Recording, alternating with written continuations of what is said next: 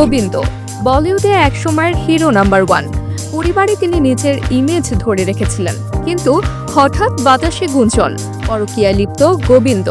দীর্ঘ ৩৭ বছরের সুখ দুঃখের পথ চলার পর গোবিন্দ এবং তার স্ত্রী সুনিতা আহুজার সম্পর্ক এখন এক সংকটের মুখোমুখি।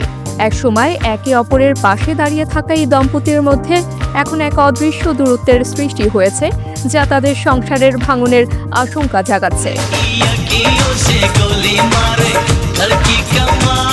ক্যারিয়ারের শুরুর দিকে গোবিন্দ তার স্ত্রীকে লুকিয়ে রাখার সিদ্ধান্ত নিয়েছিলেন, কারণ তিনি ভেবেছিলেন তার বিয়ের খবর জানলে জনপ্রিয়তা কমে যাবে। তবে ৩ বছর পর তিনি সকলকে জানান যে তিনি বিবাহিত।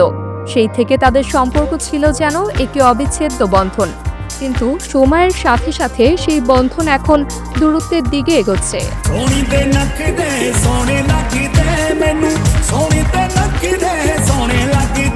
সুনিতা সম্প্রতি জানিয়েছেন তিনি এবং তাদের 2 সন্তান আলাদা ফ্ল্যাটে থাকেন, আর গোবিন্দ থাকেন একা তার বাংলোতে।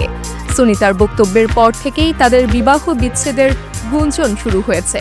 তিনি অভিযোগ করেছেন যে গোবিন্দ এক তরুণী মারাঠি অভিনেত্রীর সঙ্গে সম্পর্কের কারণে তাদের সংসার টলমল অবস্থায়।